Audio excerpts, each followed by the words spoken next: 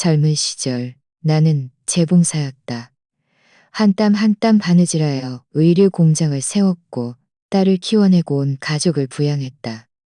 사람들은 내게 팔자가 좋다고 했지만 사실 이 생에서 가장 많은 쓴물을 삼킨 건 나였다. 늙으면 딸에게 기대어 한숨 돌릴 수 있을 거라 생각했지만 누가 알았으랴. 딸은 사위와 손잡고 내 공장, 내 집, 내 인생을 한 걸음 한 걸음 한 걸음 한 걸음 계산하고 있었다. 생일날 딸은 웃으며 말했다. 나는 그 순간 아무 말도 하지 않았지만 그날 밤 재봉실에 앉아 오랫동안 속으로 눈물을 흘렸다. 딸은 몰랐을 것이다. 내 평생 남에게 등 떠밀려 퇴장할 사람이 아니라는 것을. 내 이름은 임수, 올해 72세다. 생일날 햇살은 유난히 따갑고 눈부셨다. 나는 공장 안작은 정원에 앉아 30년 전 내가 직접 바느질한 드레스를 입고 있었다. 목선이 높고 허리선이 잘록하게 들어간 드레스였다. 옆에 있는 복숭아 나무는 내가 심은 것인데 꽃이 피면 공장 사람들이 다들 내가 젊었을 때의 기세, 등등한 모습 같다고 했다. 누구도 틈을 비집고 들어올 수 없는 그런 모습. 엄마, 올해는 미리 주식 관련 서류를 처리하는 게 어때요? 딸 오은병은 내 맞은편에 앉아 보온병을 들고 있었다. 보온병에서는 따뜻한 대추차가 김을 모락모락 피우고 있었다.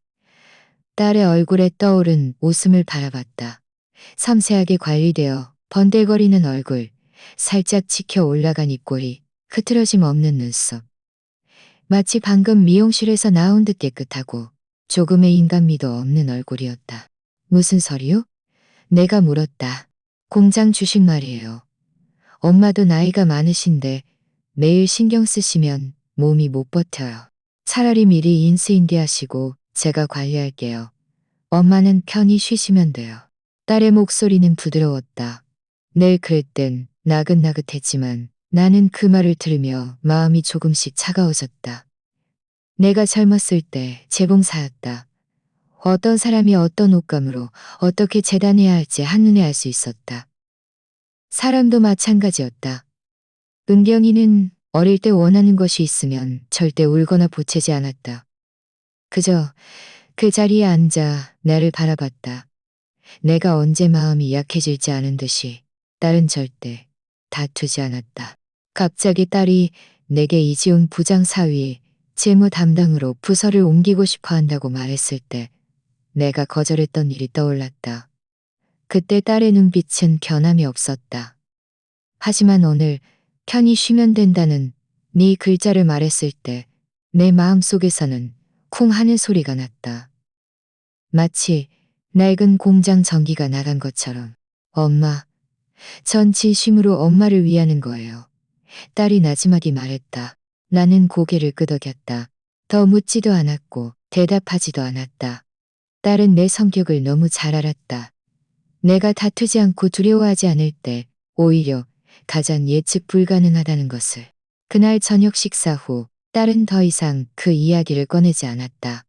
다만 더 음흉하게 웃을 뿐이었다. 심지어 식탁을 치우고 내게 나무를 2번이나 더 덜어주었다. 딸이 남은 음식들을 치우는 뒷모습을 보면서 문득 누군가 내 평생의 목숨줄을 들고 유유히 불구덩이로 걸어 들어가는 모습을 보는 듯한 기분이 들었다. 나는 아파트 단지 내 화투판에서 그리 나쁘지 않은 실력이었다. 김정숙 언니는 나와 20년 넘게 알고 지낸 오랜 친구였다. 누구네 며느리가 음식을 태웠는지, 누구네 손자가 또 연락을 안 하는지 언니는 다 알고 있었다. 그날 언니는 내 맞은편에 앉아 화투를 치면서 중얼거렸다. 네 사위 이지훈 씨, 요즘 정말 대단하더라. 지난번에 장씨 아줌마가 그러는데 공장 재무 시스템을 새로 구축하려고 사람을 쓰고 있대. 네 오랜 회계사도 바꾼다고 하고. 내 손이 덜컥 덜렸다. 패를 반쯤 놓쳤다. 언니는 내 표정이 심상치 않자 급히 말했다. 아이고, 내 입방정 좀 봐. 신경 쓰지 마. 그게 다 널 걱정해서 그러는 거겠지. 나는 피식 웃으며 아무 말도 하지 않았다. 그날 나는 새 판을 졌다. 내 머릿속에는 온통 재무 시스템을 새로 구축한다는 그 말이 맴돌았다. 나는 대학을 나오지 않았지만 이 사업을 하면서 산전수전을 다 겪고 건설위원회 입찰도 명확하게 논의할 수 있을 정도였다. 나는 이런 대대적인 움직임이 걱정으로 설명될 일이 아니라는 것을 똑똑히 알고 있었다. 그들은 내 돈을 노리고 있었다. 일주일 후 나는 공장을 순찰했다. 박선영 회계사가 지난달 장부를 건네는데 눈빛이 흔들렸다. 내가 살펴보니 깜짝 놀랐다. 공장의 재무 권한이 이미 조정되어 있었다. 내 위에 있던 결제 및 승인 권한이 자문 의견으로 바뀌어 있었다. 이지은 부장님이 그렇게 지시하셨어요. 박선영 회계사가 작은 목소리로 말했다. 사장님께서 몸이 안 좋으시니 너무 신경 쓰지 않으셔도 된다고요. 나는 그 서류를 바라봤다. 도장은 새로운 것이었고 이사 대표단이라는 명의로 찍혀 있었다. 나는 본 적이 없는 도장이었다. 나는 고개를 돌려 공장 관리자에게 물었다. 언제부터 이지훈 부장에게 보고하게 된 거야? 그는 나를 똑바로 보지 못하고 그저 이지훈 부장님이 사장님께서 승인하셨다고 했습니다. 라고 말했다. 나는 화내지 않았다. 그저 고개를 끄덕이며 오늘 좀 피곤하니 먼저 사무실로 돌아가겠다고 말했다.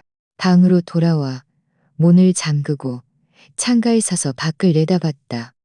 현수막을 걸기 위한 비계가 세워져 있었다. 오은경 이사 대표 취임을 축하합니다라는 붉은 글씨가 햇살 아래 내 눈을 찔렀다. 사흘 후 오래된 주주인 최민석 씨에게서 전화가 왔다. 어제 왜 안 왔어? 뭐라 누 주주총회 말이야. 은경이가 연락 안 했어? 은경이가 주재했는데 네가 몸이 안 좋아서 자발적으로 휴가를 냈다고 하더군. 나는 휴대폰을 꽉 움켜쥐었다. 손가락 마디가 하얗게 가냈다. 나는 아무 말도 하지 않고 전화를 끊었다. 그리고 혼자 거실에 앉아 그 시절 작성했던 주식 계약서를 뒤적였다. 대지의 검은 글씨. 나는 68%를 소유하고 있었고 오은경은 12%를 소유하고 있었고 오은경은 12%를 소유하고 있었고 그런데 지금 그들은 나를 없는 사람 취급하고 있었다. 나는 어리석지 않았다. 그들을 너무 믿고 싶었을 뿐이었다. 그들은 빼앗으려 했다. 그날 밤 오은경은 친척들을 불러 저녁 식사를 대접했다. 내게 환영과 송별의 의미를 겸하는 자리라고 했다.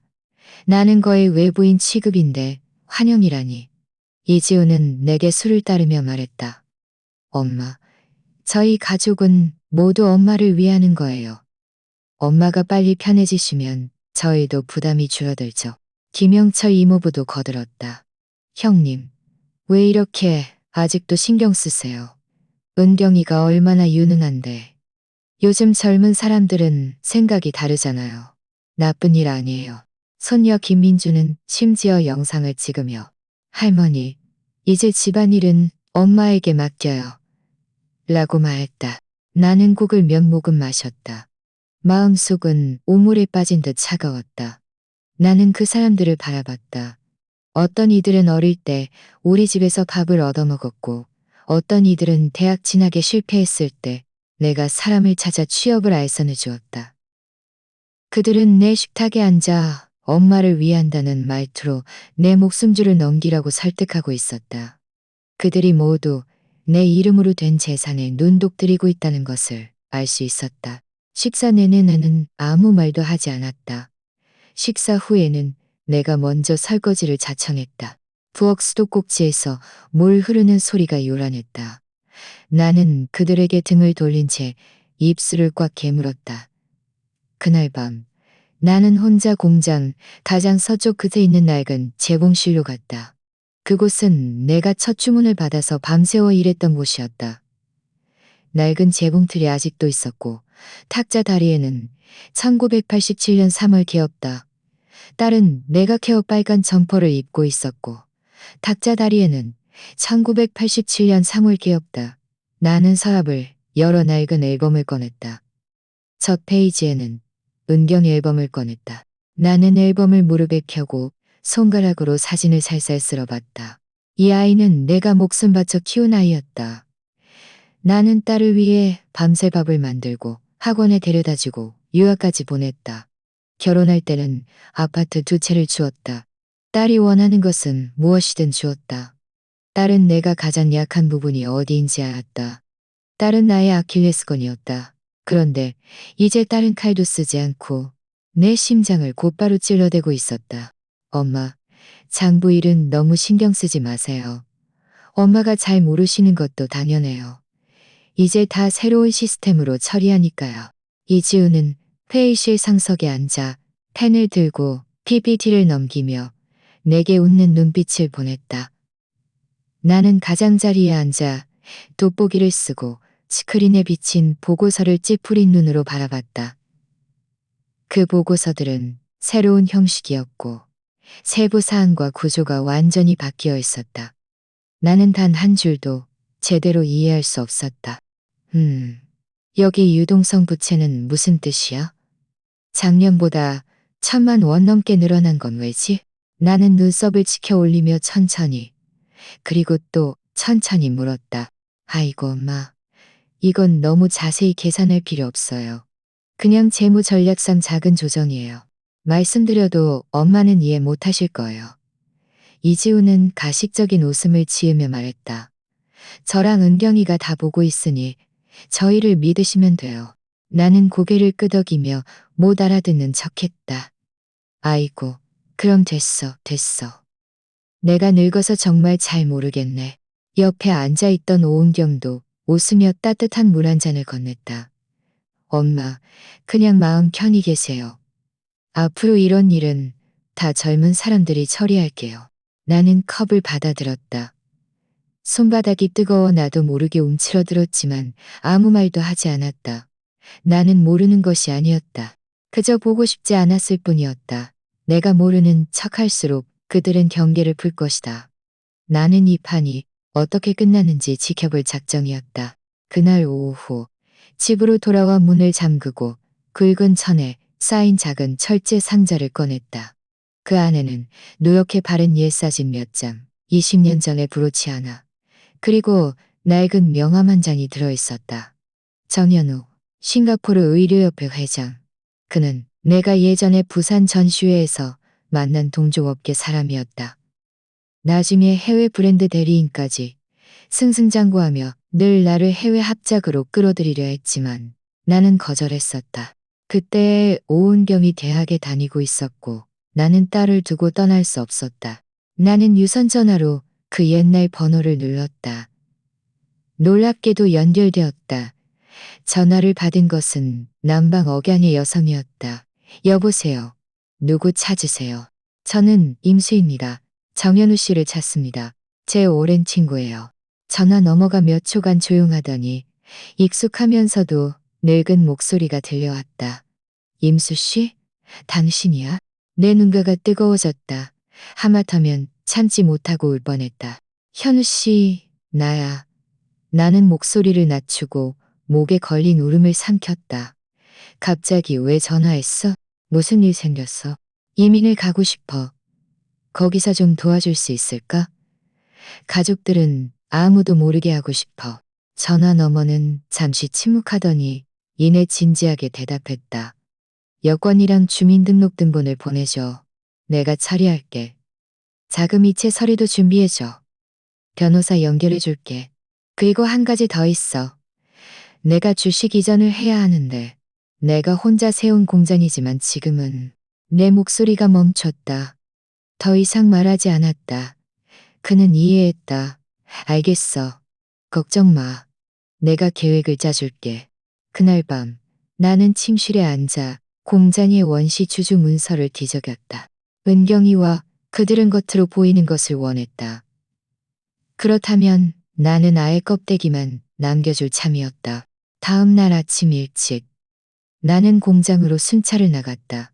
행정동에 들어서자 복도에 새로운 인사 발령 통지가 붙어 있는 것을 발견했다. 재무주관은 장미가, 행정주관은 임은정이 대리하고 마케팅 총괄은 유건우가 보좌한다는 내용이었다. 나는 그 이름들을 바라봤다. 모두 이지훈 쪽 친척들이었다. 어떤 이들은 사돈에 불과했고 어떤 이들은 고등학교 없었다. 나는 사무실로 들어가다가 마침 원래 마케팅 총괄이었던 강성민 이사와 마주쳤다. 그는 분노에 찬 얼굴로 회의실에서 나오다가 나를 보자 눈시울을 붉혔다. 임 사장님, 그들이 제가 너무 거만해서 새로운 전략에 맞지 않는다고 하면서 저를 창고로 보냈어요. 나는 그의 어깨를 두드렸다. 성민아, 네 문제는 아니야. 바람의 방향이 바뀐 거야. 하지만 이건 사장님께서 직접 키워낸 공장이잖아요. 그는 울먹이며 말했다. 눈가마저 붉어져 있었다. 나는 그의 손을 가볍게 잡고 더 이상 말하지 않았다. 나는 이 권력 재편이 이제 막 시작되었음을 알았다. 그들은 개혁을 원하는 것이 아니었다. 그들은 나를 완전히 내쫓으려 했다. 저녁에 나는 아파트 단지에서 화투를 치러 갔다.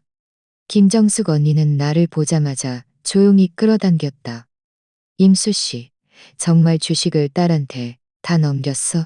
나는 대답하지 않고 그저 고개를 끄덕이며 웃었다. 늙어서 더 이상 관리할 힘이 없어. 아이고, 내가 듣기로는 네 딸이 이제 박선영 회계사까지 내쫓았다며? 지금 공장 미아래로 다 자기 친척들로 바꿨대. 아줌마, 정말 아깝지 않아? 다른 아줌마가 거들었다. 네 사위가 정말 대단하더라. 임수 씨, 나중에 대비책을 마련해 두지 않으면 나중에 찬바람 맞으며 굶주리게 될지도 몰라. 나는 웃으며 패를 던졌다. 1-3, 내가 이겼어. 모두 웃었고 나도 웃었다. 그들은 내가 대비책이 없는 것이 아니라 가장 잔인한 방식으로 퇴장하고 있다는 것을 알 리 없었다. 다음 주 오은경은 이지훈을 데리고 우리 집에 왔다. 내게 몇 가지 절차 서류에 서명해야 한다고 했다. 그들은 미리 선수쳤다. 요즘 정책이 엄격해서 엄마가 직접 서명하셔야만 처리돼요. 서류는 여러 장이었고 종이는 눈부시게 하얗게 빛났다. 나는 안경을 안 가져온 척하며 몇 장을 읽어보고는 한숨을 쉬었다. 아이고, 내가 정말 늙었나 봐. 아무것도 안 보이네. 괜찮아요, 엄마. 중요한 건 도장 찍는 절차지 내용은 중요하지 않아요. 오은경은 웃으며 마지막 페이지를 넘겨주었다. 나는 떨리는 손으로 서명하고는 물었다. 이거 세금 내야 하는 거 아니야? 조심해. 누락하면 안 돼. 딸은 더 달콤하게 웃었다. 엄마, 걱정 마세요. 제가 다 계산해뒀어요. 아낄 수 있는 건 다 아꼈죠. 내 입꼬리도 올라갔다. 고개를 숙여 그들이 나를 가둘 수 있다고 생각하는 그 서류를 바라봤다. 하지만 그들은 몰랐을 것이다. 내가 이미 정현우 사장님의 변호사 서한과 함께 또 다른 상수 협약을 체결해 두었다는 것을. 이 서명은 무효였다. 그들은 나를 바보로 취급했고 나는 끝까지 바보인 척했다. 그날 밤 나는 침대에 앉아 외투를 걸치고 싱가포르로 전화를 걸었다. 전화가 연결되자마자 나는 한마디만 했다. 모든 것을 계획대로 진행해 주세요. 정현우 사장님은 전화 너머로 조용히 대답했다. 알겠습니다. 전화를 끊고 나는 가볍게 한숨을 쉬었다. 은경이와 그들이 생각하는 승리는 내가 그들에게 깔아준 환상일 뿐이었다. 진짜 판은 아직 시작되지 않았다. 월요일 아침 나는 회색빛 블루 트렌치코트를 입고 모자를 깊게 눌러쓴 채 혼자 시내 건설하는 VIP 라운지로 향했다. 은경이는 몰랐을 것이다. 이 카드에 있는 돈은 내가 매년 몰래 빼돌린 공장 외주 사업 이익금이라는 것을. 아무도 몰랐다. 이재훈조차 단 한 번도 만져본 적이 없었다.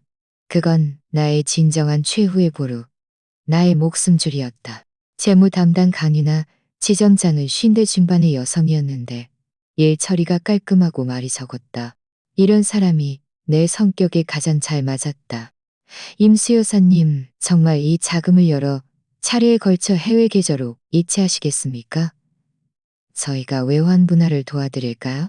나는 고개를 끄덕이고 싱가포르 변호사가 보내온 변호사 서한과 상업보증서를 꺼냈다. 이쪽에서 빨리 처리해 주셔야 합니다. 빠르면 빠를수록 좋아요. 딸이나 공장 쪽 어떤 연락 담당자에게도 연락하지 마세요. 그녀는 나를 한번 올려다보더니 망설였다. 이민 때문에 그러신가요? 나는 나지막이 말했다. 비밀로 해주세요. 비밀번호, 신분증, 계좌 이체지시서 어느 것 하나 빠짐없이 건넸다. 나는 한 땀 한 땀이 체하며 숫자가 바뀌는 것을 바라봤다. 마음속에는 조금의 미련도 없었다. 돈은 내가 지난 세월 밤새워 벌어온 것이었다. 이제 그들은 더 안전한 곳으로 가야 했다. 마지막 서류에 서명하고 일어서는 순간 등 뒤가 가벼워지는 것을 느꼈다.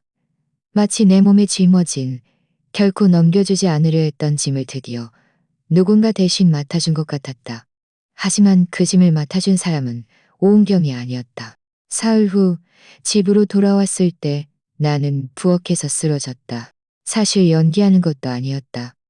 지난 몇 달간 잠도 제대로 못 자고 입맛도 없고 기분도 좋지 않았다. 의사는 혈압이 확실히 불안정하다고 했다. 쓰러지는 순간 정말 눈앞이 캄캄해졌다. 다만 적절한 시기를 골랐을 뿐이었다. 오은경은 나를 병원으로 데려갈 때 오히려 안도하는 표정을 지었다. 엄마, 병원에서 푹 쉬세요. 공장 일은 제가 다 처리해뒀으니 걱정 마세요. 퇴원하시면 다시 이야기해요. 나는 미알 피병실에 입원했다. 딸은 내게 두꺼운 담요와 영양죽 한 박스를 가져다 주었고 링거까지 완벽하게 준비해 주었다. 나는 이번에는 아예 끝까지 연기하기로 했다. 침대에 누워 눈을 감고 정신을 차렸다. 딸이 한 번 올 때마다 나는 한 번씩 더 아픈 척했다. 딸이 나간 후에는 휴대폰을 꺼내 서리와 변호사에게 연락했다. 임수 여사님, 원격 회의가 연결되었습니다. 싱가포르 변호사의 한국인 보조가 전화했다. 나는 병실 침대의 옆 작은 탁자에 앉아 커튼을 치고 헤드셋을 착용하고 조명을 조절했다. 화면 너머에는 정현우 사장님과 2명의 법률 고문이 있었다. 탁자 위에는 최종 주식량도 계약서가 놓여 있었다. 공장의 법인 변경, 실질적 지배권 이전, 새로운 경영 파트너로의 인수인계. 모든 것이 내가 지시한 대로 설정되어 있었다. 오은경과 이지우는 서류에 등장하지 않았다. 그들은 아무런 정보도 알지 못했다. 사장님께서는 원시 지배주식 권한을 소유하고 계셨으므로 양도는 완전히 합법적입니다. 나는 고개를 끄덕였다. 임수 여사님, 영상 서명 인증을 진행해 주십시오. 나는 펜을 들고 임수 세 글자를 또렷이 서명했다. 획은 가벼웠지만 손은 떨리지 않았다. 서명을 마치고 찻잔을 들어 물을 한 모금 마셨다. 차는 차가웠지만 나는 처음으로 따뜻함을 느꼈다. 그들이 빼앗아 간 것은 내가 미리 준비해둔 빈 껍데기에 불과했다. 엄마, 공장은 지금 모든 것이 순조롭게 진행되고 있어요. 그날 오은경은 병원의 분홍색 케이크 상자와 사진이 찍힌 화려한 종이, 가방 몇 개를 들고 왔다. 지난주에 브랜드 추천회를 열었는데 아주 잘 됐어요. 회사 단체 채팅방에 감사 편지도 보냈어요. 이 모든 것이 엄마가 다져놓은 기초 덕분이라고요. 나는 딸이 웃으며 이 말을 하는 것을 들었다. 내 머릿속에는 이틀 전 정현우 사장님이 보내온 이메일 내용이 가득했다. 법인 명의 변경이 공식적으로 완료되었습니다. 공장 자산은 다스 회사 소유로 귀속되었습니다. 다른 단체 채팅방에서 내게 감사했지만 나는 이미 그에게 불을 꺼버린 것이나 다름없었다. 딸은 아직도 자신이 이겼다고 생각하고 있었다. 마치 사탕을 훔쳐먹은 아이처럼 입가를 핥으며 들키지 않은 척하고 있었다. 엄마, 나중에 민준이 데리고 다시 올게요. 요즘 할머니를 너무 보고 싶어 해요. 나는 고개를 끄덕이며 물었다.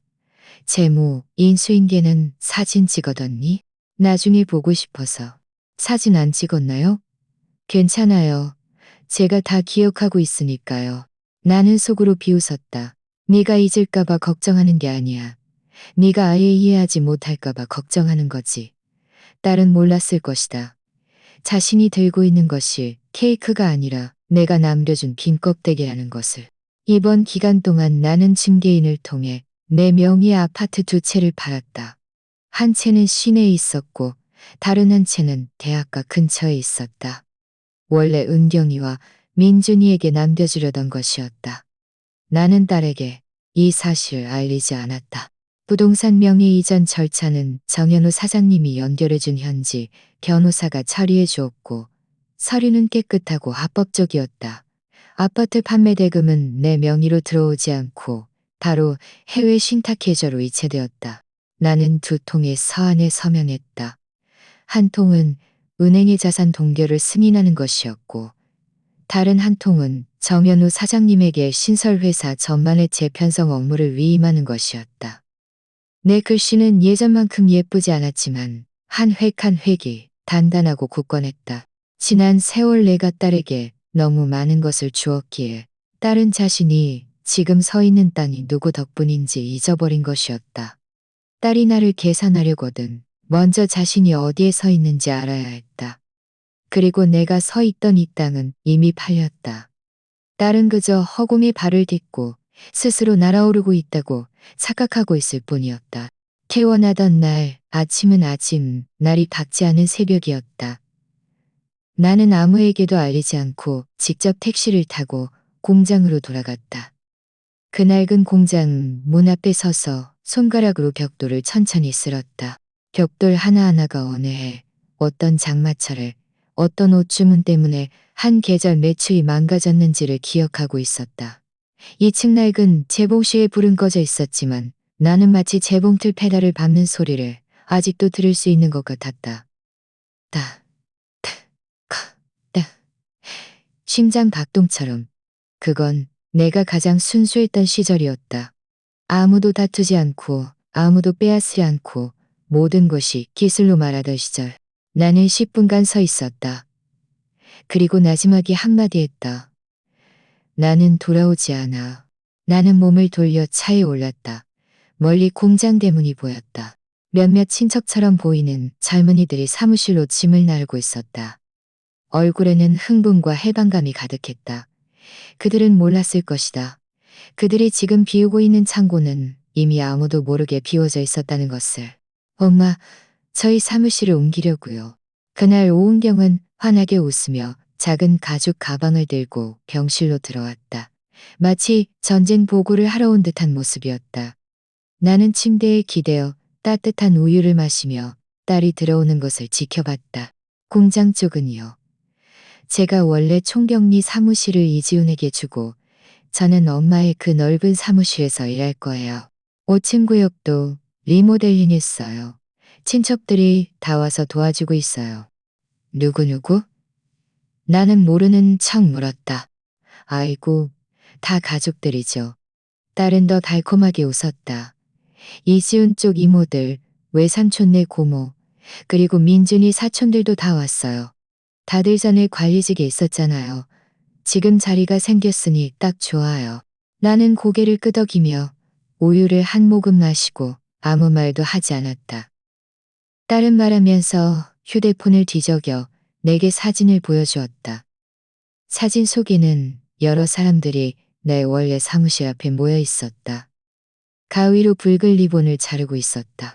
이지호는 중앙에 서서 양복을 입고 마이크를 들고 팀의 미래에 대해 이야기하고 있었다. 우리 공장은 이제 완전히 가족 기업이 됐어요. 딸은 이 말을 할 때 정말 안도하는 듯했다. 눈까지 빛나고 있었다. 나는 병원에서 퇴원하자마자 내 오래된 집으로 돌아왔다. 문을 열자마자 깜짝 놀랄 뻔했다. 거실에는 짐들이 잔뜩 쌓여 있었고 벽 모퉁이에는 유모차가 놓여 있었다. 커피 테이블 위에는 낯선 젖병과 티슈 상자가 놓여 있었다. 소파에는 내가 이름도 알지 못하는 두 여인이 앉아 있었다. 아이고, 할머니 오셨네. 한 여인이 일어섰다. 저는 이지훈 도련님 사위의 이모예요. 예전부터 광시 쪽에서 일하다가 이번에 공장 운영을 돕기 위해 올라왔는데 마침 잠시 쉰새 좀 지려고요. 오빠가 이 집은 원래 아무도 안 산다고 했고 할머니가 병원에 계시니 저희가 돌봐드리는 거죠. 걱정 마세요. 저희가 밥값 안 내는 건 아니에요. 저희가 식사 준비할 테니 할머니는 그냥 쉬세요. 나는 아무 말도 하지 않고 슬리퍼로 갈아 신고 묵묵히 내 침실로 들어갔다. 문을 열자 벽에 걸려있던 낡은 산수화는 사라지고 가화만 사성이라고 쓰인 금빛 입체 그림으로 바뀌어 있었다. 침대 옆 협탁에는 뚜껑이 제대로 닫히지 않은 분유통이 놓여 있었고 누군가의 아이 장난감이 바닥에 떨어져 있었다. 나는 침대 옆에 오랫동안 서 있었다. 은경이가 집에 돌아왔을 때 그는 활짝 웃으며 말했다. 제가 그분들 오라고 했어요. 엄마가 병원에 계시는데 아무도 돌봐주는 사람이 없어서 저도 마음이 놓이지 않았어요. 내가 물었다. 나한테 물어봤어? 딸은 놀란 척했다. 엄마가 기뻐하실 줄 알았죠? 이 집은 다 엄마 명의잖아요. 나는 대답하지 않았다. 그날 밤 나는 아무것도 먹지 않았다. 방문은 안에서 잠겨 있었고 밤새 잠들지 못했다. 그들이 들어올 때 나를 돌봐주겠다고 했지만 나는 알았다. 그들은 내가 갑자기 죽으면 상속 절차를 변경할 시간도 없을까봐 두려워했을 뿐이라는 것을. 딸의 소셜미디어는 요즘 명절처럼 시끄러웠다. 매일 소식을 업데이트했다. 때로는 공장 대문 앞에 걸린 현수막, 경영팀 업그레이드 열렬히 축하라는 글이 담긴 사진이었고, 때로는 이지훈과 함께 내 사무실 베란다에서 셀카를 찍는 사진이었다. 두 사람은 서로 경쟁하듯 환하게 웃고 있었다. 어머니의 전폭적인 지지 덕분에 드디어 제 플랫폼에 섰습니다. 딸은 이런 글을 올렸고 댓글은 온통 칭찬 일색이었다. 언니 정말 대단해요. 엄마가 정말 통이 크시네요. 가족 기업이 최고죠. 나는 몰래 몇 장의 스크린샷을 찍어 휴대폰 앨범 가장 앞쪽에 저장했다. 그날 밤 나도 소셜미디어에 한 장의 사진을 올렸다. 30년 전 내가 재봉틀 앞에 앉아 몇 달 된 은경이를 안고 바느질하던 사진이었다. 그때 딸의 눈빛은 맑았고 손가락은 내 귀걸이를 만지고 있었다. 좋은 가람은 힘을 빌려준다. 나는 이 글을 썼다. 댓글도 적지 않았지만 대부분은 할머니 정말 대단하시네요. 임수 씨, 이건 권력을 놓은 거네요. 의류 공장이 딸 것이 된 거죠? 하늘식이었다. 나는 하나씩 댓글을 눌러봤고 마지막에는 모든 알림을 껐다. 그들은 그 네 글자의 의미를 이해하지 못했다. 그날 밤 딸은 시내 5성급 호텔에서 회사 전략 발표회를 열었다. 딸은 특별히 나를 초대하며 대표성 있는 자리이니 내가 빠져서는 안 된다고 했다. 나는 어지러운 척하며 거절했고 딸은 바로 말했다. 엄마는 정말 무리하실 필요 없어요. 어차피 엄마가 나타나시면 다들 공장을 주시할 테니까요. 나는 웃으며 대답했다. 그럼 네가 나 대신 술 좀 많이 마셔줘. 딸은 진홍색 정장 원피스를 입고 목에는 내가 젊었을 때 가장 좋아했던 터키성 목걸이를 걸고 있었다. 그 목걸이는 내가 결혼 후 첫 큰돈을 벌어 나 자신에게 선물했던 것이었다. 딸은 이제 그것을 전리품처럼 목에 걸고 있었다. 심지어 웨이보 SNS에도 올렸다. 이 모든 것은 결국 우리의 것이 될 것이다. 발표회에서는 이지훈 이모부가 먼저 건배를 제안했다. 은경아, 네 엄마는 정말 대단한 사람이야. 너는 엄마에게 잘해야 해. 다른 친척도 웃으며 말했다. 앞으로 너희가 사장이니 형제자매들 다 같이 잘 먹고 잘 살게 해줘야 해. 오은경은 웃으며 연신 고개를 끄덕였다. 걱정 마세요. 우리는 가족이잖아요. 나는 그 자리에 없었지만 무슨 일이 일어날지 이미 알고 있었다. 그날 밤 정현우 사장님의 변호사팀은 동시에 주식구조 변경 서류를 상공회의소 시스템에 제출하여 등록했고 세 통의 변호사 서한을 각각 공장 본부, 재무실, 그리고 이지훈의 개인주택으로 보냈다. 밤 11시 나는 베란다에 앉아 난초에 물을 주면서 창밖에서 들려오는 건너편 아파트 아이들의 노는 소리를 들었다. 은경이는 아직 돌아오지 않았다. 소셜미디어에는 발표회 단체 사진이 새로 올라와 있었다. 딸은 가장 중앙에 서서 모두의 주목을 받으며 여왕처럼 웃고 있었다. 하지만 딸의 왕국은 내일이면 모든 땅을 잃게 될 것이었다. 나는 변호사 서한의 전자 사본을 열어봤다. 한 줄 한 줄의 글자들이 깔끔하고 선명했으며 마지막에 찍힌 도장은 붉은 피처럼 선명했다. 그날 아침은 아직 새벽 안개가 살짝 남아 있었다. 나는 싱가포르 아파트 베란다에 앉아 차를 마시고 있었다. 휴대폰이 가볍게 진동했다. 정현우 사장님이 보낸 메시지였다. 동결 완료. 동시에 고양이 의류 공장 재무실에서는 이지훈이 막 화상 회의를 마치고 컴퓨터를 켜서 부자재 공급업체에 대금을 지불하려 했다. 그런데 시스템에 갑자기 이 계좌는 동결되었습니다. 작업 실패. 라는 빨간 알림이 떴다. 그는 계속 화면을 새로 고침했지만 여전히 아무런 반응이 없었다. 이게 뭐야? 그는 사무실 밖으로 뛰쳐나가 재무 담당 박선영 회계사의 옷깃을 잡고 물었다. 네가 조작을 잘못한 거야? 이게 무슨 상황이야? 박선영 회계사는 허둥지둥 서류를 뒤적였다. 얼굴은 점점 더 창백해졌다. 이지훈 이사님, 이 계좌는 이제 이사님 명의가 아닙니다. 오늘 아침에 백엔드에서 변경 통지가 왔어요. 법인과 계좌 책임이 이미 신성국제홀딩스로 바뀌었다고 합니다. 뭐? 신성국제? 내가 시발 들어본 적도 없는 이름인데. 이지훈은 소리치며 손바닥으로 탁자를 내리쳤다. 이때 옆 사무실의 이문정 행정주관이 문을 열고 들어왔다. 얼굴은 핏기 하나 없었다. 이지훈 이사님, 상공회의소 시스템에서도 이사님을 찾을 수 없어요. 최신 법인이 정말 변경되었대요. 저희는 이제 주요 지배권자가 아니에요. 이지훈은 사무실 중앙에 서서 입술을 몇 번 움직였지만 단 한마디도 할 수 없었다. 이 순간 그는 드디어 깨달았다. 자신이 손에 쥐고 있던 것은 권력이 아니라 이미 누군가 미리 텅 비워놓은 껍데기에 불과하다는 것을. 거의 동시에 세계의 핵심 부자재, 공급업체의 업무 이메일함에는 똑같은 서한이 도착했다. 존경하는 협력사 여러분께 당사의 경영 구조 조정으로 인해 법인 및 자금 계좌가 임수 여사님으로부터 신성국제홀딩스 유한회사로 양도되었습니다. 금일부터 모든 주문 및 송장 거래는 당사의 새로운 프로젝트 매니저 주원에게 일괄적으로 연락해 주십시오. 기존 팀원들의 권한은 종료되었습니다. 이해와 지원에 감사드립니다. 첨부 파일에는 새로운 거래, 계좌 정보와 서명 변경 서류가 포함되어 있었다. 모든 절차는 합법적이고 완벽하여 흠잡을 데가 없었다. 이지훈이 한 오랜 공급업체에 연락하려 했을 때 전화 너머의 목소리는 차갑게 말했다. 이지훈 이사님, 죄송합니다. 기사는 현재 저희 계약상의 지불 당사자가 아닙니다. 새로운 법인에서 이미 저희에게 연락 창구를 지정해 주셨습니다. 이해해 주십시오. 저희는 그저 계약을 정상적으로 이행할 뿐입니다. 너희가 주문을 안 받는다고? 그는 소리쳤다. 저희가 안 받는 게 아니라 귀사가 계약 명단에 없어진 거예요. 이 말은 이지훈의 뺨을 때리는 것 같았다.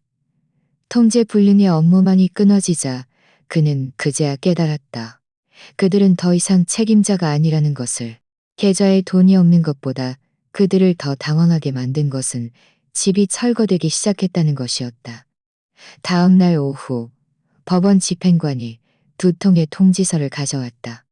내용은 아주 간단했다. 부동산 액삭소는 7일 후 회수됩니다. 전 집주인 임수 여사의 위임에 따라 거주 관계가 해지되었습니다. 부동산 액삭소는 신탁회사에서 관리하며 매각 절차를 진행할 예정이니 거주자들은 기한 내에 비워주십시오. 가장 붕괴된 사람은 이지훈 이모부였다. 그는 아직도 소파에서 해바라기 씨를 까먹으며 드라마를 보고 있다가 갑자기 경비원과 견호사에게 끌려나갔다. 나 임신했어요. 나 아이가 있어요. 우리는 그분 친척인데 당신들은 그냥 얹혀 사는 거잖아. 변호사는 서류를 뒤적이며 말했다. 이지훈 이모님, 임수 여사님은 더 이상 이 집들의 소유주가 아닙니다. 누군가 오은경에게 전화하고 있었고 누군가는 급히 짐을 싸고 있었다. 복도에는 시끄러운 소리로 가득했다. 임수 할머니 정말 독하다. 우리가 그 집 친척인데 저렇게 매정하게 굴다니. 아무도 대답할 수 없었다. 왜냐하면 진정으로 결정권을 가진 사람은 이미 국내에 없었기 때문이었다. 오은경이 소식을 들었을 때 그는 백화점 명품 매장에 있었다. 막 어머니의 옛 카드로 8만 위안이 넘는 트렌치코트를 결제한 참이었다. 그는 이 계좌는 해지되었습니다. 라는 문자, 메시지를 보고 그 자리에 얼어붙었다. 이지훈, 이게 어떻게 된 일이야? 그는 전화했다. 엄마 쪽 계좌가 다 동결됐어. 당신은 엄마가 전혀 움직이지 않는다고 했잖아. 나도 몰랐어. 엄마는 퇴원 후 아무것도 신경 안 쓰셨잖아. 나는 엄마가 완전히 은퇴한 줄 알았지. 그럼 법인 변경은 어떻게 된 일인데? 우리 계좌를 못 쓴다고. 오은경은 손까지 떨면서 더 이상 침착함을 유지할 수 없었다.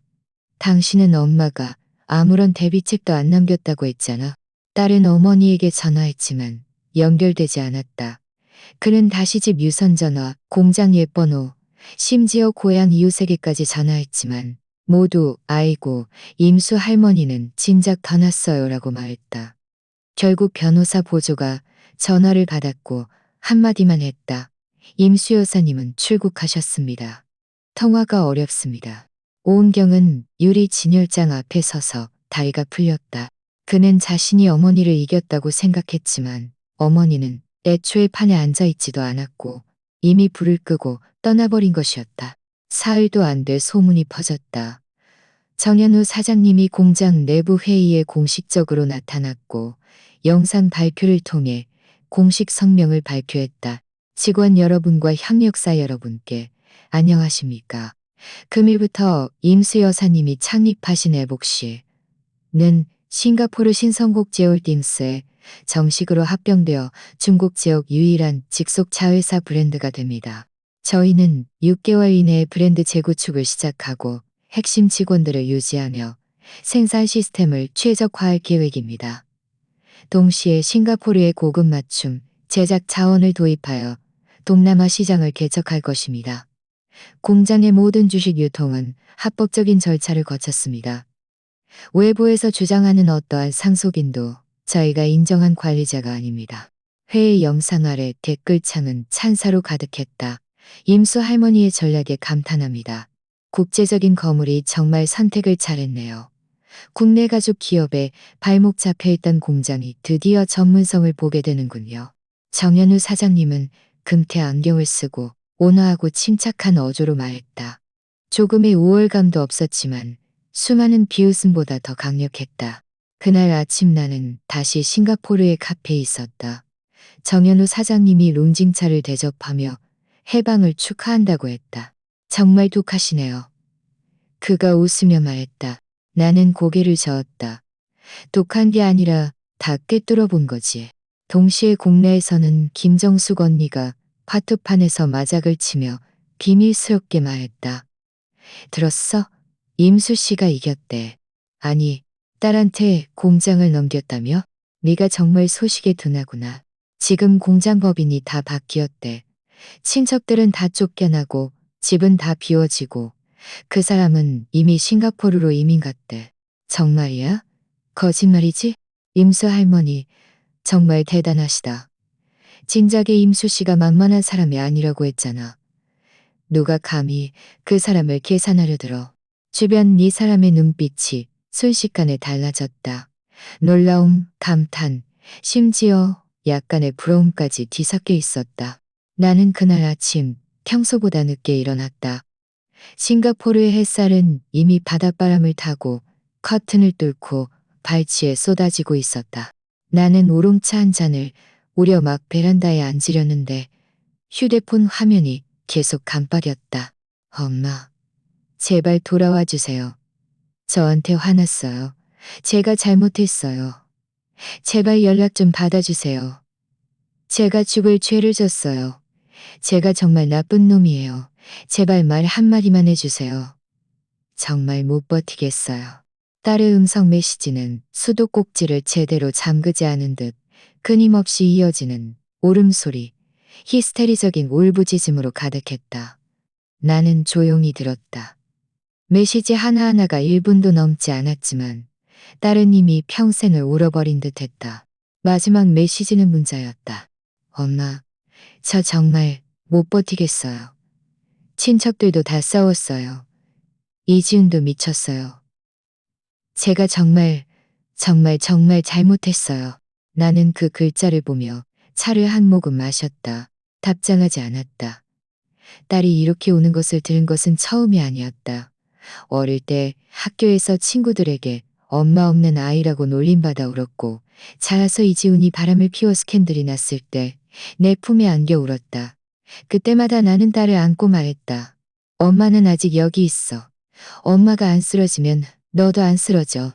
하지만 이번에는 나는 움직이지 않았다. 정현우 사장님이 내게 CCTV 영상을 보내왔다. 영상 속 이지훈은 구겨진 양복을 입고 프런트 데스크 앞에 서서 프런트 직원에게 격앙된 목소리로 무언가를 말하고 있었다. 정현우 사장님의 비서가 나서자 그는 갑자기 무릎을 꿇고 비서의 다리를 붙잡았다. 제발 임수 여사님을 한 번만 만나게 해주세요. 1분이라도 좋아요. 그냥 설명하고 싶어요. 몇 초 후 경비원들이 달려와 그를 끌어냈다. 정현우 사장님이 메시지를 보내왔다. 그는 정말 미쳤더군요. 나는 그 메시지를 오랫동안 쳐다보다가 결국 네 글자만 답장했다. 차업자드. 나는 산토사 해변에 반나절 동안 앉아 파도가 해안으로 밀려오는 것을 바라봤다. 기억들이 파도처럼 밀려왔다. 옆에서 어린 여자아이가 모래놀이를 하며 엄마에게 말했다. 엄마, 성 만들어줄 수 있어? 그 엄마는 고개를 숙이지 않고 천천히 쪼그리고 앉아 손으로 한 땀 한 땀 모래성을 쌓아주었다. 그 순간 문득 은경이 어릴 때도 그랬다는 생각이 들었다. 늘 내가 재단하는 탁자 아래에서 놀며 엄마, 나한테 작은 치마 만들어줘라고 졸랐다. 나는 자투리 천으로 꽃무늬 치마를 만들어주고 레이스로 작은 가방을 만들어주었다.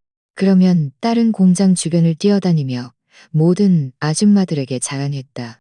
딸은 나쁜 아이가 아니었다. 그저 너무 응석바지로 자랐을 뿐이었다. 지난 20년간 내가 너무 많은 것을 짊어져 딸은 모든 것이 당연히 자기 것이라고 생각하게 된 것이었다. 하지만 인생에는 그렇게 당연히 얻어지는 것은 없다. 그날 오후 김정숙 언니가 아파트 단체 채팅방에 스크린샷 한 장을 올렸다. 공공 계정에 올라온 글이었는데 제목이 아주 자극적이었다. 임수 할머니의 멋진 반격 재봉틀 한 대에서 시작하여 2억 자산을 싱가포르로 이민 보내다. 침묵으로 식인 가족 전체를 무너뜨리다. 아래 댓글은 폭발적이었다. 정말 통쾌하다. 이게 바로 여장부의 스케일이지. 누가 노인들을 속이기 쉽다고 했나? 할머니 지능이 대단하다. 대비책이 모두 전문가 수준이네. 오은경 같은 딸은 인연을 끊어야 해. 친엄마를 이렇게 만든 건 자업자득이야. 아줌마들은 앞다투어 공유했다. 가십이 아니라 교훈처럼. 김정숙 언니는 단체 채팅방에 음성 메시지도 보냈다. 언니들, 앞으로 누가 딸이랑 사위 데리고 와서 재산에 손대려 하면 우리 미리 눈 똑바로 뜨고 봐야 해. 나는 이 소식들을 보고 저절로 입꼬리가 올라갔다. 사람의 일생은 욕을 먹는 것을 두려워하지 않는다. 두려워하는 것은 비웃음 당하는 것이다. 오은경은 이제 욕을 먹는 것이 아니라 비웃음 당하고 있었다. 공장이 혼란스러워지기 시작했다는 소식이 들려왔다. 이지훈의 이모부는 그날 외삼촌들을 데리고 와서 회의실을 부쉈다고 한다. 처음에 당신들이 임수 할머니가 더 이상 관리 안 한다고 해서 내가 상하이에서 돌아온 건데 이제 쫓겨나고 수천만 원을 손해보고 죄인 취급까지 받으니 다른 친척이 바로 책임을 전가했다. 이 모든 게 당신이 낡은 직원들 다 내쫓으라고 부추긴 거 아니야? 그때는 박수치며 좋아하더니 이제 와서 나를 탓해? 당신도 배당금 안 받은 거 아니잖아.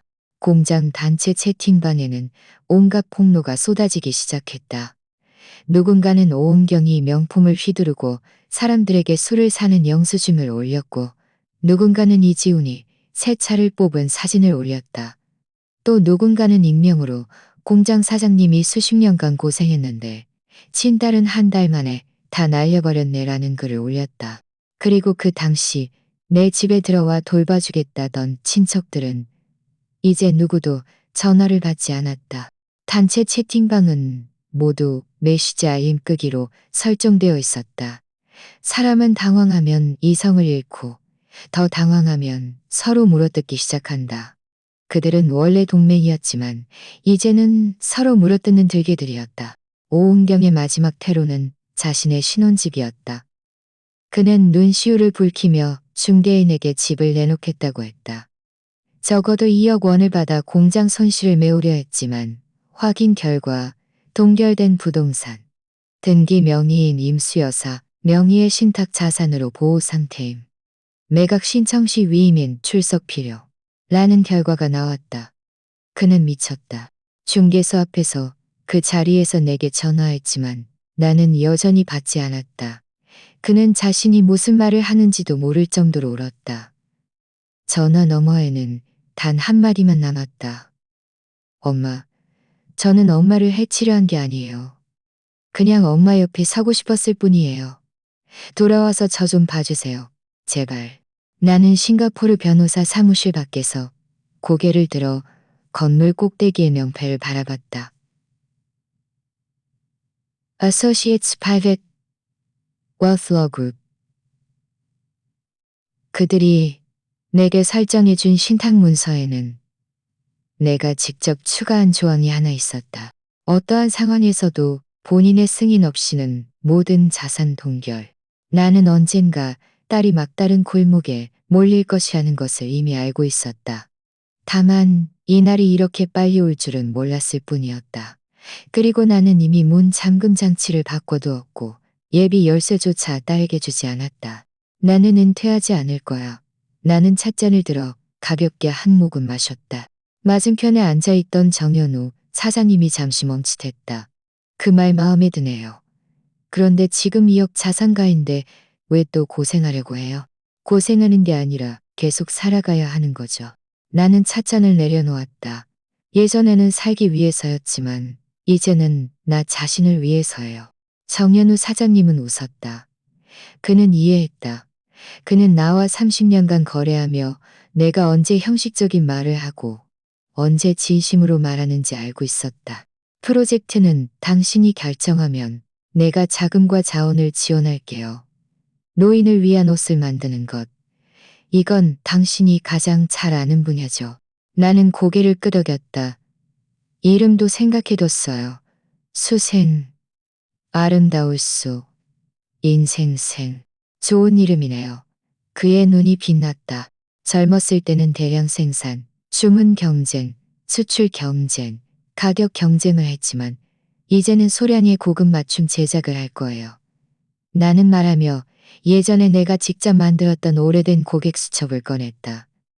오랜 고객들은 여전히 연락하고 있고 연락처도 끊기지 않았어요. 그들도 늙어가지만 늙는다고 아름다움을 포기하는 건 아니죠. 정현우 사장님은 고개를 끄덕였다. 누구나 60대 중반에 다시 시작하겠다고 말할 자격이 있는 건 아니죠. 하지만 나는 누구도 아니야. 나는 이날이 올 것이라는 것을 진작에 알고 있었어. 대신당한 것이 아니라 다시 태어나도록 강요당한 것이지. 그렇다면 다시 시작해야지. 많은 사람들은 내가 갑자기 역전승을 거뒀다고 생각했지만 사실 이 판은 내가 10년 동안 계획한 것이었다.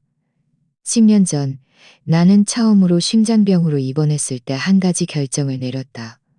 공장이 아무리 번창하더라도 더 이상 정에 의존해서는 안 된다는 것이었다.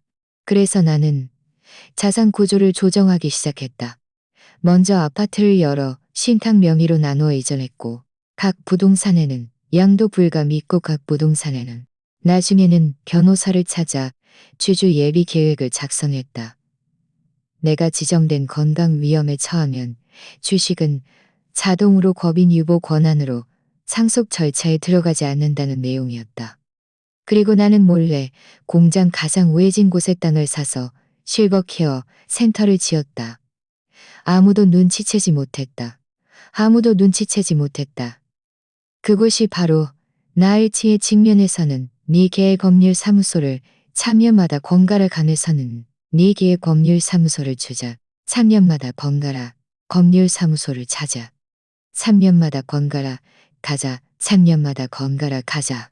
그들은 그것을 재봉틀 받침대로 생각했지만 사실은 금고였다. 나는 내가 늙었다는 것을 알았다. 하지만 이 세상이 노인들에게 결코 친절하지 않다는 것도 알았다. 대비책을 마련해 두지 않으면 그저 운에 기대어 살 수밖에 없다는 것을.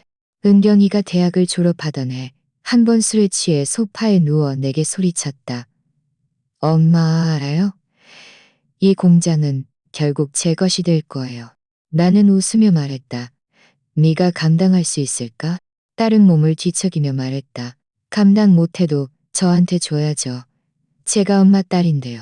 그때 딸의 말은 농담 같았지만 나는 전혀 가볍게 듣지 않았다. 딸의 말투는 마치 어차피 엄마는 늙었으니 당연히 제 것이 되어야 한다고 말하는 것 같았다. 그날 밤 나는 재봉틀 앞에 앉아 옷을 꿰매고 수선했다. 불빛이 내 얼굴에 비쳤다. 나는 내가 그저 기다리는 사람일 뿐이라는 생각을 했다. 그날 밤 나는 밤새 잠들지 못했다. 딸을 경쟁자로 생각하는 마음이 바로 그날 밤을 단알 경쟁자로 생각하는 마음이 딸을 경쟁자로 생각하는 마음이 나는 싱가포르 교회의 작은 차 식당에서 볶음 국수를 먹고 있었다. 절친에게서 음성 메시지가 왔다. 수야, 한마디 물어봐도 될까? 너 딸 안 불쌍해. 나는 국수를 한 입 먹고 천천히 씹었다. 그리고 녹음된 메시지를 재생했다. 친구의 목소리는 조심스러웠다. 결국 네 딸이잖아. 나는 즉시 답장하지 않고 그에게 사진 한 장을 보냈다. 사진은 우리 공장 문 앞의 간판이었다.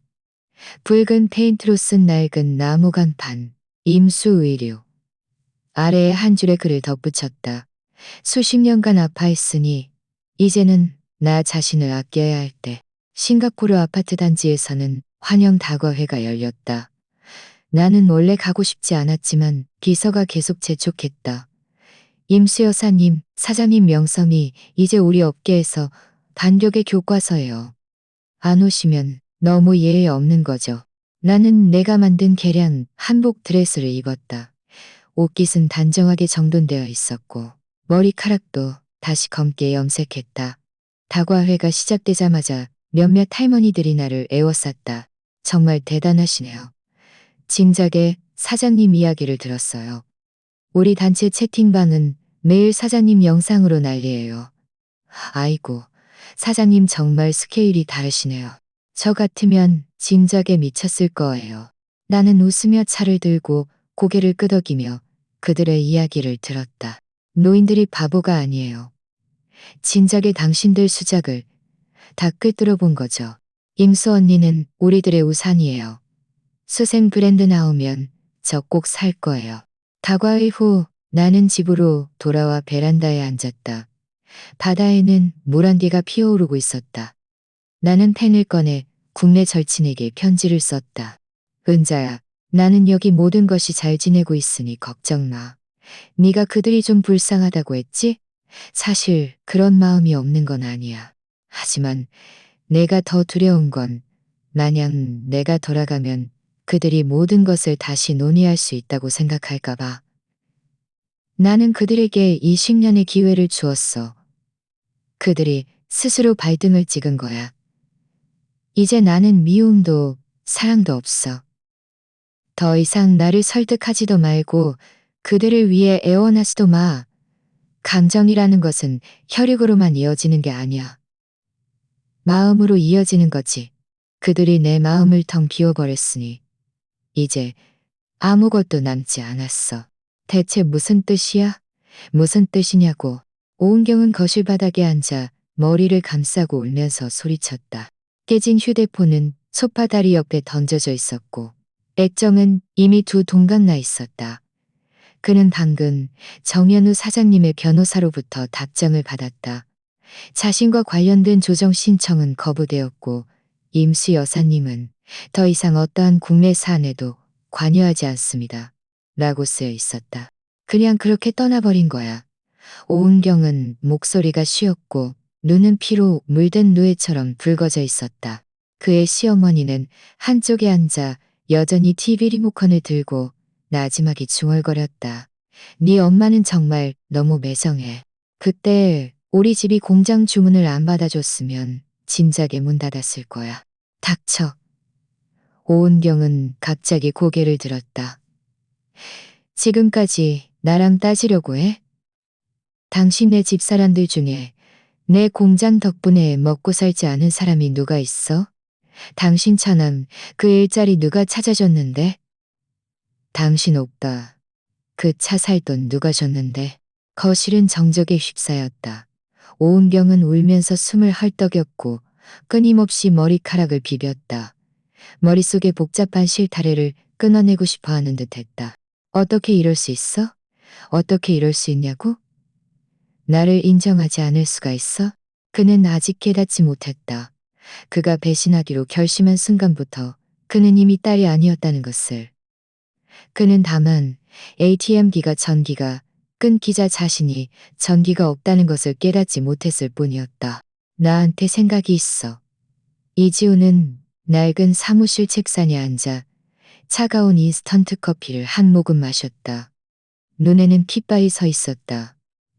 우리가 기자회견을 열어서 네 엄마를 한번 얼굴 비치게 하고 명예이사 직함을 달게 하는 거야. 모녀가 화목한 사진도 좀 찍고 요즘 나쁜 여론도 잠재우면 너나 나나 다 좋을 거야. 오은경은 눈을 크게 뜨고 그를 바라봤다. 무슨 소리야?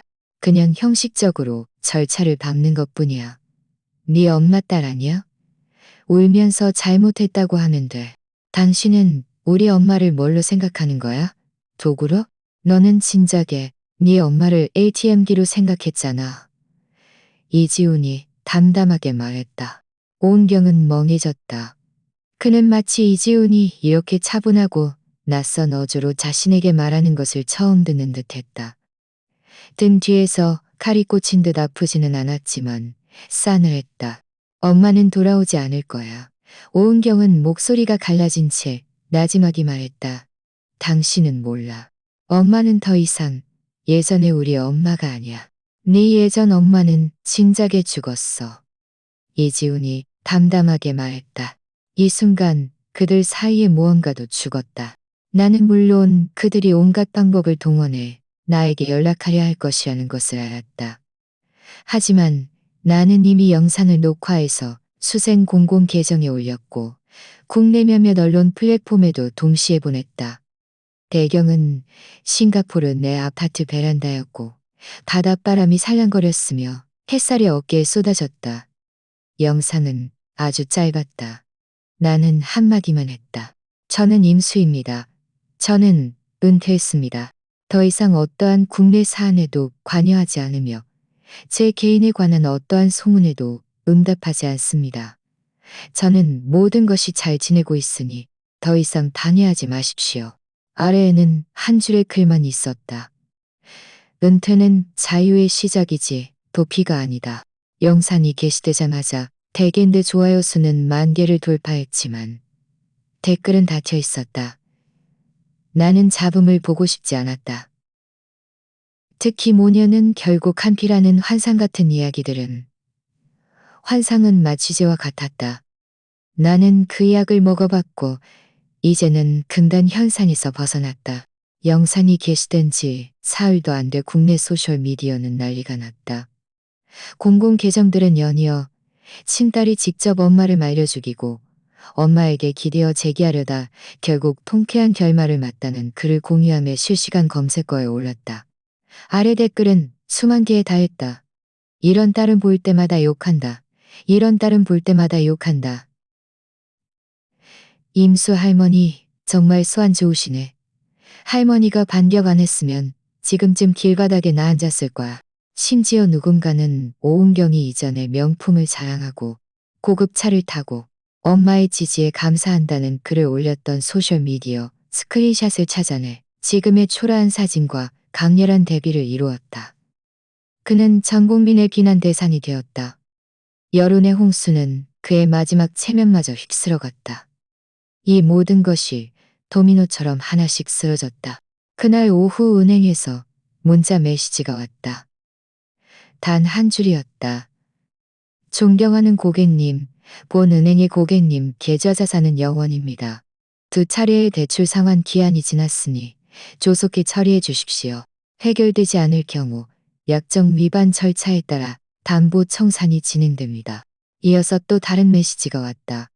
고객님의 신혼집 대출 신용카드 계좌는 초과 인출로 인해 미상환되어 동결되고 추심 절차가 시작될 예정입니다. 집은 사라졌고 차는 담보로 잡혔고 신용카드는 모두 초과 인출되었다. 이지우는 사직하고 도망쳤고 그의 가족들도 짐을 모두 비우고 빚을 피해 숨었다. 오은경은 텅 빈 거실에 혼자 앉아 우편으로 온 추심 통지서를 움켜쥐고 있었다. 마치 얼음물 한 양동이를 뒤집어 쓴 듯했다. 엄마가 없으니 아무도 그를 대신해 짐을 짊어져 주지 않았다. 새벽 3시 오은경은 소셜미디어에 게시물을 올렸다. 사진은 어릴 때 내가 재봉틀 옆에서 잠든 그의 모습이었다. 옆에는 내가 옷을 바느질하고 있었고 불빛은 부드러웠다. 글은 단 한 줄이었다. 엄마, 죄송합니다. 그는 1시간 내내 기다렸지만 화면에는 좋아요 0개만 표시되었다. 아무도 댓글을 달지 않았다. 끝없는 침묵이 차가운 불빛 속에서 수치심으로 발효되었다. 나는 한 친구의 소셜미디어 영상에서 그 장면을 봤다.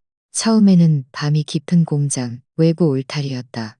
몇몇 남자들이 공사 현장 가설 건물로 짐을 나르고 있었다. 여자들은 이불을 들고 입으로는 욕설을 퍼부었다. 그가 우리를 다 쫓아냈는데 우리는 어디서 자라고? 이 낡은 공장은 그가 키운 게 아니라 진작에 은경이네 것이 됐잖아. 그만 말해. 처음에 네가 그 집으로 제일 먼저 들어갔잖아. 화면이 흔들리는 가운데 누군가 나지막이 말했다. 그는 지금 해외에 있는데 우리는 누구를 찾아가야 해? 나는 촬영자의 정보를 눌러봤다. 예전에 공장 운전기사였던 사람이었다. 계정 이름도 바꾸지 않고 임 사장님 왕 팀장이라고 되어 있었다. 그는 글도 한 줄 덧붙였다. 사람의 꾀는 하늘의 뜻을 못 당한다. 인과응보. 나는 좋아요도 누르지 않았고 댓글도 달지 않았다. 그저 휴대폰을 조용히 덮고 베란다로 가서 내 이름을 단 현판을 살짝 들었다. 아래층에서 바닷바람이 불어와 야자수 흔들리는 소리를 쉬어 날렸다. 여기서는 아무도 내 집을 빼앗으려 하지 않고 아무도 내 통장 잔고를 훔쳐보지 않으며 아무도 식탁에서 내게 공장을 넘기라고 설득하지 않는다. 나는 마침내 진정으로 나만의 공간을 갖게 되었다. 이지훈이 체포되던 날은 정현우 사장님이 특별히 나에게 전화해서 알려준 것이었다. 그가 가지지 말아야 할 계약을 챙겼고 공장을 위조했어요. 저희가 경찰에 신고했고 법원에서 곧 체포 영장이 나올 거예요. 나는 미이라고 대답했다. 전화 너머는 몇 초간 멈칫했다. 별로 통쾌하다는 생각 안 드세요? 나는 피식 웃었다. 그저 그가 알아야 한다고 생각할 뿐이에요. 아무리 하늘의 법을 피해도 사람의 계산은 피할 수 없다는 것을. 체포 영장이 발부되자 이지우는 비행기도 고속철도도 탈 수 없게 되었고 호텔에도 묵을 수 없었다. 신용카드는 동결되었고 차도 견인되었다. 원래 공장에서 수수료를 받으며 살던 10여 명의 친척들도 하나씩 해고 통보를 받았다. 더 심각한 것은 오은경의 부모님 명의의 부동산도 동결되었다는 것이다.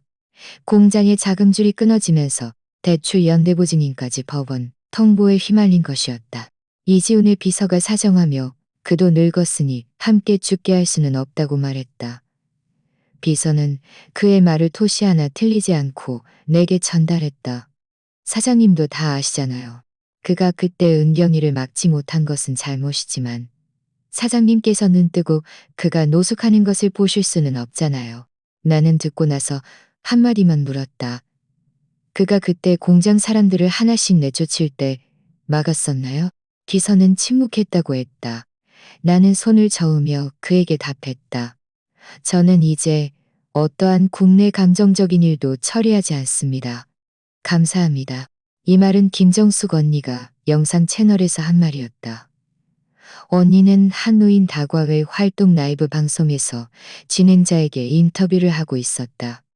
김정숙 언니, 최근 그 뉴스 어떻게 생각하세요? 임수 할머니의 반격 말이에요. 언니는 빙긋 웃으며 말했다. 내가 진작에 그랬잖아. 그 사람은 보통 사람이 아니라고. 수십 년간 재봉사 생활을 했는데 그 눈썰미가 얼마나 예리하겠어. 그들이 뭘 하려는지 다 꿰뚫어보지. 진행자가 웃었다. 지금은 그분의 이런 행동을 어떻게 평가하세요?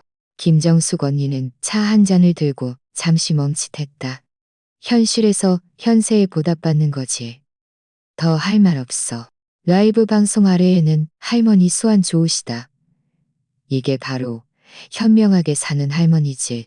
앞으로 누가 나보고 자식들 무료 부모 노릇하라고 하면 이 영상으로 교육시켜야겠다. 는 댓글들이 쏟아졌다. 나는 여전히 전화를 받았다. 전화 너머는 오은경의 셋째 이모의 아들이었다. 고모 할머니, 저 정말 나쁜 사람 아니에요. 제가 그때 이지훈 형이랑 그런 일들을 한 것도 그냥 먹고 살려고 한 것뿐이에요. 저는 아무것도 가져간 것도 없고 심지어 돈도 썼어요. 지금은 잠잘 곳도 없어요. 내가 물었다. 지금 어디서 지내? 낡은 공장 뒤편 반자촌에요. 그 땅은 이미 팔렸어. 새 주인이 산업단지를 재건할 거야. 너무 오래 머물지 마. 나중에 쫓겨나서 또 울지 말고. 그는 잠시 말이 없었다. 나는 한숨을 쉬었다. 나를 찾아온 건 사건을 취하해 달라는 게 아니잖아. 고모 할머니, 혹시 그 녹양로 아파트 저희에게 잠시 빌려주실 수 없을까요? 저희 딱 3개월만 지낼게요. 고모 할머니께서 언제 나가려고 하시면 저희는 바로 나갈게요. 나는 휴대폰을 덮었다. 답장하지 않았다. 화가 나서가 아니었다. 완전히 실망했기 때문이었다. 그들은 아직도 내가 그들에게 퇴로를 남겨두었다고 생각하고 있었다. 그것이 그들의 평생 가장 큰 착각이었다. 영상은 내가 인터넷에서 본 것이었다. 촬영자는 옛 공장 재벌딸이 이제 지하철역에서 옷을 팔고 있다는 것을 누가 상상이나 했겠는가라고 썼다. 영상 속 오은경은 분명히 빛바랜 원피스를 입고 플라스틱 의자에 앉아 있었다. 그의 뒤에는 나무 옷걸이가 세워져 있었고 몇 벌의 낡은 여성복이 걸려 있었다. 어떤 옷은 심지어 우리 공장의 옛 상표가 붙어 있었다. 그는 고개를 숙이고 손에 QR코드 간판을 들고 끊임없이 행인들에게 QR코드 스캔하면 10,000원 할인이라고 말했다. 그의 아들은 옆에 작은 종이 상자에 앉아 낡은 장난감기를 가지고 놀고 있었다. 행인들은 많았지만 아무도 발걸음을 멈추지 않았다. 영상 마지막에 그는 땀을 닦더니 갑자기 고개를 들었다. 아는 사람을 본 듯 웃음을 지었다. 그리고 고개를 숙여 계속 울었다. 나는 3번 반복해서 봤다. 그의 표정은 더 이상 예전의 아가씨가 아니었다. 내 기억 속에 창가에 앉아 실뭉치를 가지고 놀던 어린 소녀도 아니었다. 그는 노점상이었고 어머니였고 모든 것을 잃은 여자였다. 하지만 그는 더 이상 나의 책임이 아니었다. 그날 나는 싱가포르 새 매장에서 오픈 행사를 가졌다.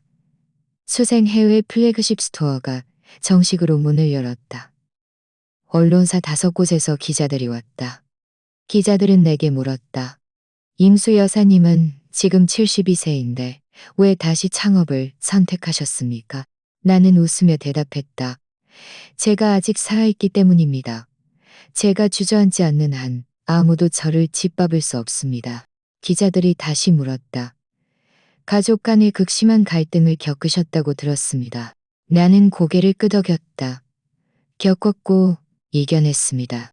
나는 누가 내게 그런 극심한 갈등을 안겨주었는지 더 이상 말하지 않았다. 하지만 그날 햇살은 아주 좋았다. 나는 내가 직접 고른 올리브색 카펫 위에 서서 직접 디자인한 면마 스커트를 입고 있었다. 발걸음은 단단했고 멀리서 벌어졌던 그 가족 간의 폭풍은 더 이상 나와 상관없는 일이 되었다. 나는 72세에 다시 가게를 열었다. 돈을 벌기 위해서가 아니었다. 돈은 이미 충분했다. 그저 내 인생이 만년 두 글자로 마무리되는 것을 원치 않았기 때문이었다. 새 가게는 싱가포르 리틀 인디아의 한 거리에 있었다. 주변에는 재봉점, 카페, 차식단이 있었다. 나는 가게 문 앞에 나무 간판을 걸었다. 수생, 칠보교실, 매주 화요일, 금요일 개강, 무료 재봉 교육. 첫 수업에 15명의 할머니들이 올 줄은 몰랐다. 말레이 할머니도 있었고, 푸젠 화교 할머니도 있었고, 심지어 꽃무늬 원피스를 입은 인도 할머니도 한 분 계셨다. 그분은 예전에 공장에서 제복을 만들었지만 은퇴한 지 10년이 되어 손이 굳었다고 했다. 그분은 내 손을 잡고 말했다. 임 선생님, 저는 일을 찾으려는 게 아니에요. 그냥 제 머리가 녹슬까가 두려울 뿐이에요. 나는 웃으며 고개를 끄덕였다. 손도 쓰고 머리도 쓰고 우리는 가장 기초적인 것들을 가르쳤다. 바늘을 어떻게 꿰고 실을 어떻게 움직이며 낡은 찬 조각을 어떻게 동전 지갑으로 바꾸는지. 몇몇 할머니들은 서툴렀고 나는 그들 뒤에 서서 한 땀 한 땀 가르쳐 주었다. 그날 아침 나는 원단을 정리하면서 휴대폰이 계속 울리는 소리를 들었다. 위챗 메신저에 치목재봉 단체방이 시끄러웠다. 그건 우리가 은퇴 후 만든 단체방이었다. 방 안에는 김정숙 언니, 박선배, 이 할머니, 그리고 얼굴도 거의 잊은 몇몇 옛 동료들이 있었다. 그들은 단체 채팅방에 뉴스 스크린샷을 올렸다. 현지 신문이 내가 노인들에게 재봉을 가르치는 수업을 개설한 소식을 인터뷰한 기사였다. 김정숙 언니가 말했다. 임수 씨, 이제 정말 유명해졌네. 우리 다 이웃들에게 언니가 우리 단체방의 정신적인 지주라고 자랑하고 있어. 박 선배가 음성 메시지를 보냈다. 언니, 정말 멋지게 떠났네. 우리 손녀도 언니가 자기 우상이래. 누군가 농담했다. 임수 언니, 저희 싱가포르 가서 언니한테 재봉 배우러 가도 돼요? 나는 웃으며 답장을 썼다. 환영합니다. 우리 가게에는 차도 있고 간식도 있고 재봉틀도 공짜예요. 나는 아침에 빨래하는 것을 좋아한다. 베란다는 바다를 향해 있고 바람은 왼쪽에서 불어온다. 나는 하얀 침대 시트를 한 장 한 장 널었다. 시트들이 부풀어 오르는 것을 보니 작은 배가 탔다. 누군가는 이것이 노인의 의식이라고 말했지만 나는 아니, 이건 나와 삶의 화해라고 말했다. 그 시절 나는 모든 것을 남을 위해 생각했다. 딸이 창업하고 싶다고 하면 돈을 주었고 친척들이 갈 곳이 없으면 집 열쇠를 건네주었다. 남편이 죽던 해 나는 울면서도 공장의 다음 주문이 지연될까봐 걱정했다. 나는 나 자신을 텅 비웠고 이것이 어머니의 책임이라고 생각했다. 오은경이 회의 통지에서 나를 제외하고 이지훈이 내 측근을 교체하고 친척들에게 둘러싸여 은퇴를 권유받았을 때에야 나는 비로소 깨달았다. 나는 아무 잘못도 하지 않았지만 모든 것을 빼앗겼다는 것을. 하지만 이제 나는 마침내 나 자신만의 삶을 살고 있다. 빨래할 때 밥 먹으라고 재촉받지 않고 요리할 때 누가 안 먹을까봐 걱정하지 않는다. 밤에는 재봉 영상을 12시까지 봐도 누가 나를 늙어서 멍청하다고 말할까봐 걱정할 필요가 없다. 이것이 나의 자유다. 나는 가끔 옛 남편을 생각한다. 그는 이미 20년 넘게 세상을 떠났다.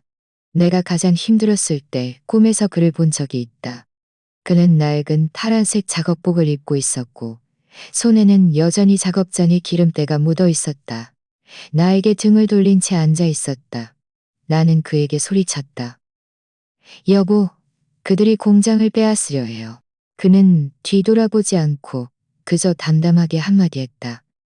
당신은 살아있으니 억울하게 살아서는 안 돼. 나는 꿈에서 깨어 울었다. 그 말, 당신은 억울하게 살아서는 안 되는 마치 열쇠처럼 내 마음속 깊이 잠겨있던 문을 열어주었다. 내가 저항하기 쉬웠던 것이 아니라 남을 실망시킬까봐 두려웠던 것이다. 하지만 남편이 당신은 억울하게 살아서는 안 돼 라고 말했으니 나는 나 자신을 위해 살 수 있다는 것을 알았다. 나는 내 전체 경험을 짧은 영상으로 만들었다. 영상은 단 3분이었다. 울부짖음도 없었고 복수 과정을 이야기하지도 않았다. 그저 내가 재봉틀 앞에 앉아 연한 파란색 천 가방을 한 땀 한 땀 바느질하는 모습뿐이었다. 영상 마지막에 나는 한 줄의 글을 남겼다. 당신은 무능한 것이 아니라 그저 늘 양보했을 뿐이다. 당신은 실패한 것이 아니라 그저 한 번도 자신을 위해 이겨본 적이 없을 뿐이다. 그들이 돌아오기를 기다리는 것은 당신의 마지막 시간을 낭비하는 것이다. 댓글창에는 많은 사람들이 글을 남겼다. 임수 이모님, 그 말씀이 제 마음에 와닿았어요. 어떤 젊은 사람들은 우리 엄마한테 이 영상 보여줘야겠어요 라고 말했다. 그날 나는 직접 만든 연한 파란색 천 가방을 가게 문 앞 진열대에 걸었다. 가장 섬세한 것도 아니었고 가장 비싼 것도 아니었으며 가장 디자인 감각이 뛰어난 것도 아니었다.